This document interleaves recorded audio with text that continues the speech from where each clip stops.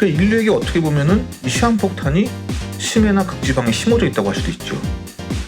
우주에서 날아오는 것도 위험한데 바닷속에 인류를 위협하는 폭탄이 또 하나 담겨있나요? 그렇습니다. 안녕하십니까? 아제너드 오 작가입니다. 안녕하세요. 아제너드 2D입니다. 오늘은 또 어떤 말씀을 해주실 건가요? 오늘은 기후변화, 요거에 관한 이야기를 한번 해보려고 합니다. 기후변화요? 예. 그거 혹시 지구온난화 얘기 아닙니까? 그렇게들도 많이 부르죠. 그러니까 이게 기후변화는 그 학술적 용어고, 지구온난화, 글로벌 워밍은 일반적인 용어로 사용되고 그러죠. 지구온난화, 근데 그거 허구라는 얘기들도 많잖아요. 그런 얘기 굉장히 많죠. 특히 그러한 내용의 몇몇 다큐멘터리들이 있거든요. 그거에 뭐 해당 영상이나 아니면은 그 영상 요약한 짤방 같은 거 이런 거 많이 돌아다녀가지고 이거 보신 분들도 굉장히 많았을 것이라고 생각합니다. 아니 대표적으로 미국의 도널드 트럼프 대통령도 대표적인 반대론자 아닙니까? 맞습니다. 이번에 또 당선되자마자 바로 탈퇴 서명하던데요. 네, 맞습니다. 그러니까 처음 당선 때 그때도 이제 파리 협정 탈퇴했다가 그 다음 이제 조 바이든 정부 때 다시 재가입을 했는데 이번에 또 바로 그냥 탈퇴 행정명령에 서명을 했죠. 근데 이게 뭐 서명했다고 이제 바로 탈퇴되는 것은 아니고 서명하고 1년 후에 효력이 발생한다고 합니다. 1년이나 걸리는군요. 그렇습니다. 하지만 오늘 소개해드릴 책은 그러한 지구온난화의 논쟁에 대한 내용보다는 역사적인 여러 사건들과 기록을 통해서 이 지구의 기후가 어떻게 변해왔는지를 이 객관적인 시각이면서도 구체적으로 그래서 굉장히 흥미있게 다루고 있거든요. 오늘은 이 책에 대한 얘기를 한번 해보도록 하겠습니다. 알겠습니다. 그 전에 오늘도 좋아요와 구독 안 하신 분들 꼭 좀 부탁드리겠습니다. 오늘 다룰 책은 노르웨이의 지질학 박사인 레이다르 밀러, 이 사람이 지은 지구는 답을 알고 있었다라는 책입니다. 이게 원제는 노르웨이어로 일오이스라고 영어로 파이어 앤 아이스, 즉 불과 얼음이라는 의미인데 실제 지구의 기후가 이 제목처럼 온탕과 냉탕을 오가듯 평균 온도가 이제 주기적으로 변해온 거, 이거를 의미하는 겁니다. 일단 먼저 이 책은 저 유명한 아문센과 로버트 스콧 간의 남극점 정복을 위해 경쟁했던 얘기로 시작합니다. 너무나 유명한 일 아닙니까? 결국 아문센이 이겼잖아요. 그렇습니다. 작가가 노르웨이 사람이라서 그런지 모르겠지만 이거부터 나오는데, 하지만 이게 여기서 스콧 일행이 남긴 남극에서 수집한 이 암석들이 있어요. 이 얘기는 잘 안 알려져 있는데 이 암석들을 영국으로 가져와서 분석해본 결과 약 2억 8천만 년 전에 지금은 멸종한 양치 식물의 샘플을 발견합니다. 그래서 이 시대의 남극은 울창한 삼립으로 덮여 있었다고 봅니다. 아니 남극이 아주 옛날에는 숲이었다는 겁니까? 그렇습니다. 물론 이제 그 당시에는 이게 남극이 오스트레일리아 대륙과 붙어 있었던 때지만 에오세는 약 5,600만 년 전부터 2,210만 년 동안 지속된 지질 시대예요. 그러니까 이 에오세 말기부터 지금처럼 이 얼음의 대륙이 된 것으로 보거든요. 그러니까 사실 예전에는 이 대륙 이동설도 없었어요. 이 대륙 이동설도 1912년에 알프레트 베게너가 처음 발표했지만 당시에는 전혀 인정받지 못했어요. 비웃음만 사고 그랬었는데 그가 조난 사고로 사망하고 한참 지난 1960년대 들어서야 이 판구조론이 등장하면서 그제서야 이 대륙 이동설이 인정받게 됩니다.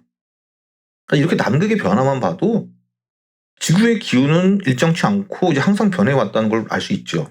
그거야 일단 당연히 지구가 탄생 초기에는 뜨거웠다가 천천히 식으면서 이렇게 된 거 아닌가요? 그렇죠. 그러니까 사실 이게 일반적으로는 고대 지구는 아주 뜨거웠지만 천천히 식으면서 온도가 점진적으로 하향했다고 생각을 하잖아요. 그렇죠. 하지만 아시다시피 지구의 온도는 사실 여러 번에 걸쳐 많은 또 상승과 또 하락이 있었어요. 백악기 후의 신생대의 시작인 팔레오세, 이 팔레오세는 약 6,600만 년 전부터 1,000만 년 정도 지속된 시기인데요. 이때는 그 이전의 백악기 때보다 더 추웠지만 이 팔레오세 후반부에는 PETM, 팔레오 에오세 극열기라고 하는 급격한 온난화가 있었습니다. 이때 17만 년 동안 지구의 온도가 무려 5도 정도 올랐다고 합니다. 갑자기 왜 그렇게 더워진 거예요? 그러니까 이거는 사실 아직 완전히 밝혀지진 않았고 여러 주장들이 있습니다만 그 중에 하나로 탄소순환을 얘기를 합니다. 그 저희가 예전에 다뤘던 그 판스페르미아 이론이 있지 않습니까? 그 생명체의 기원이 외계에서 왔다는 이론 맞죠? 그렇습니다. 그 이론을 처음 주장했었던 그 스반테 아레니우스라는 그 19세기 말에 그 스웨덴 화학자이자 물리학자가 있는데, 이분이 그 전기 분해에 관한 연구로 그 노벨상까지 수상했던 분입니다. 그리고 이분의 연구 중에 그 또 다른 업적은 이산화탄소가 이 기후에 어떤 영향을 미치는지를 연구한 성과로 유명해요. 그러니까 지금 맨날 우리가 얘기하는 이산화탄소 얘기 많이 하지 않습니까? 이산화탄소가 기후변화의 그 주범이라고 보통 지목되잖아요. 그렇습니다. 그거에 대한 최초의 연구와 공식을 다 확립한 분이 이분이에요. 이분의 논문 제목이 대기 중 이산화탄소가 지구 표면 온도에 미치는 영향, 이거예요. 이 논문으로 이산화탄소의 농도가 이 온실 효과를 일으켜서 지구의 온도가 얼마나 증가하는지를 이 공식화한 최초의 인물입니다. 그러니까 정말 현대 기후과학의 핵심적 인물이죠. 근데 재미난 거는 이분은 그 이산화탄소의 증가로 지구가 점점 더 이제 더워질 것이라고 예측을 했으면서도 처음에는 이제 그걸 이제 긍정적으로 봤어요. 이때는 이분이 왜 이렇게 봤냐면은 추운 지역이 줄어들게 되면 그러면은 더 많은 작물 재배가 가능하게 되고, 그러면은 여러모르게 결과적으로 인류에게 더 좋게 작용할 것이라고 본 겁니다. 아, 지구온난화를 처음으로 예측한 사람이 그걸 긍정적으로 봤다니 지금 생각해보면 아이러니한데요. 그렇습니다. 하지만 이분도 그 10년 정도 후에는 그 대기 중 그 이산화탄소의 양이 그 너무 빠르게 증가해서 그 몇 세기 안에 이제 크게 변화할 것이라는 주장을 하기도 했습니다. 물론 그 이 탄소 순환에 대한 이 뭐 반론도 있어서 이 바다가 이산화탄소를 흡수하기 때문에 이제 그러한 일은 없을 것이라는 주장도 있었어요. 실제로 바다는 그 이산화탄소를 흡수하거든요. 하지만 이것도 그 후에 그 해양학자 그 로저 레벨에 의해서 바다의 탄소 흡수량은 뭐 마냥 무한적인 게 아니라 제한적이라는 것이 발견되면서 이 아레니우스의 주장을 뒷받침했습니다. 하지만 또 이산화탄소의 증가가 온도를 상승시키는 것은 맞지만 그 산업혁명 이후 증가한 이산화탄소의 양이 많지 않아서 심각한 지구온난화를 걱정할 수준은 아니라는 말도 있잖아요. 예, 맞습니다. 그런 얘기도 꽤 많이 있죠. 그 앞서 말했던 그 PETM, 그 시기의 그 이산화탄소의 농도는 2000 ppm으로 지금이 420 ppm이에요. 이거에 뭐 4배가 넘죠. 그런 것에 비하면 이제 큰 걱정이 아닌 것 같지만, 이게 또 산업화 이전에는 280 ppm 정도였다고 합니다. 그럼 그거에 비하면은 지금 벌써 50% 가까이 오른 거 아닙니까? 빨리 올랐네요. 그렇습니다. 또한 이 현재의 그 이산화탄소 연간 배출량은 PETM 시기의 10배가 넘어요. 또 이런 그 대기 중 이산화탄소만이 아닌 다른 요인도 지구의 기후를 변화시킬 수 있는데 바로 메탄입니다.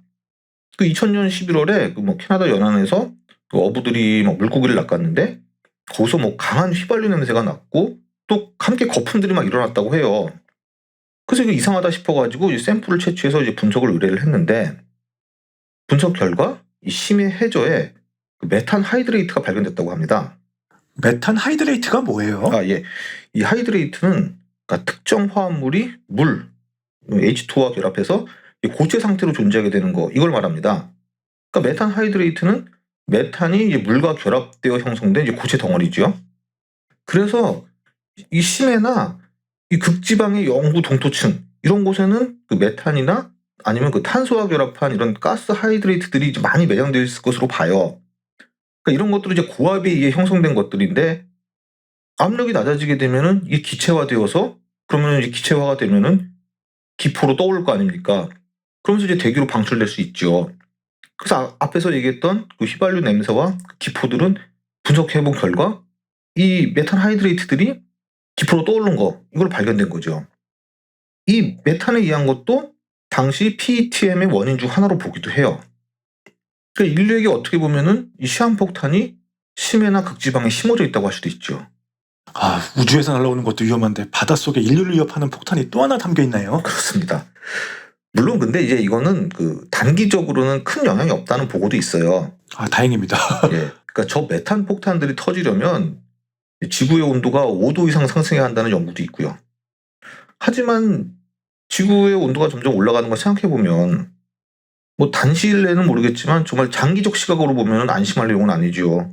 지구의 온도가 5도 이상 오르는 게 예전에도 있었던 일이고 불가능한 일도 아니고, 정말 저런 게 생기면은 엄청난 메탄들이 올라오게 되면서 지구를 불타게 할 수 있다는 거 아닙니까? 인류의 호흡도 어려워질 것 같고요. 그렇죠. 이산화탄소가 막 올라오고 메탄이 막 올라오는데. 그리고 그 해수면 상승도 이제 뭐 기후 변화에 의해 발생하는 대표적인 현상이라고 할 수 있지요. 그 현재 해수면은 1880년에 비해 그 20cm 상승했고 매년 4mm씩 상승하고 있습니다.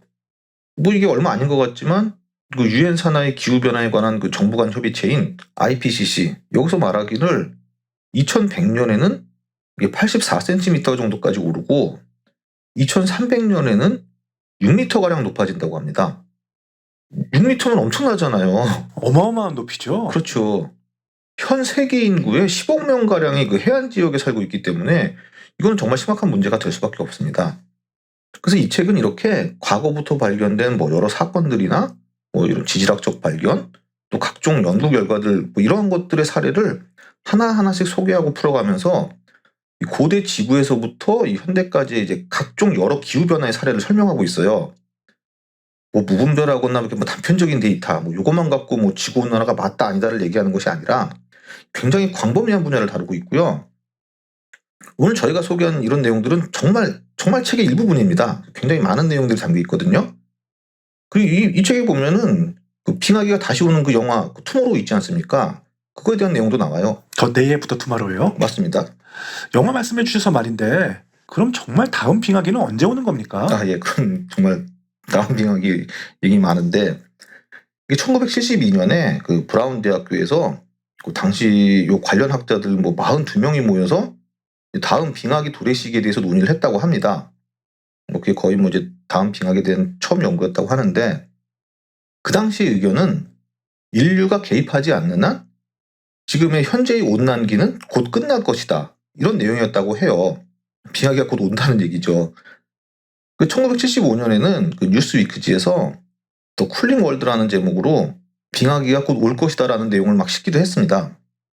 그래서 30년 뒤 그 미국 공화당 의원 그 제임스 이노프가 이 30년 전 기사를 다시 들고 나오면서 봐라, 과거에는 뭐 지구가 빙하기가 온다더니 뭐 이제 와서는 또 뭐 지구가 뭐 더워진다고 지구 온난화가 온다고 한다면서 지구 온난화를 막 부정하고 이제 비판을 했습니다. 저도 그 아주 어렸을 때 뭐 소년중앙이라든지 뭐 어깨동무 뭐 이런 거 보면 빙하기가 온다 이런 내용 봤던 기억이 있어요. 아, 저도 그렇습니다. 당시 막 이런 소년지들 보면은 막 그 앞으로 빙하기 온다고 막 무시무시하게 그런 내용들 많이 있었죠. 하지만 70년대 당시에도 사실 뭐 지구 온난화에 대한 주장은 있었다고 합니다. 또 그리고 최근 연구에 의하면은 다음 빙하기는 이제 5만 년 후에나 온다고도 하거든요. 따라서 어떻게 보면 이제 지구는 단기적으로는 이제 지구 온난화, 이 글로벌 워밍을 걱정해야 하고 장기적으로는 빙하기를 걱정해야 한다. 이런 얘기도 합니다. 그 저희가 예전에 그 제임스 러브락의 그 가이아 이론에 대해서 얘기한 적 있잖아요. 그렇습니다. 영상도 만들었고요. 예. 이게 그 지구를 하나의 생명체로 보는 그런 내용이죠. 그렇습니다. 이 책에서도 이 가이아 이론에 대한 언급이 나와요. 뭐 1장에도 나오고 후반부에도 나오는데 사실 이 가이아 이론은 제임스 러브락과 그 린 마걸리스 이제 둘이 이 공생 이론을 기반으로 지구를 어떻게 크게 보면은 그 지구상의 여러 요소들, 뭐 우리 인류라든지 뭐 각종 동식물, 뭐 기후, 바다 이런 모든 요소들이 다 조화를 이루는 그 하나의 생명체와 같다는 발상의 이론이에요.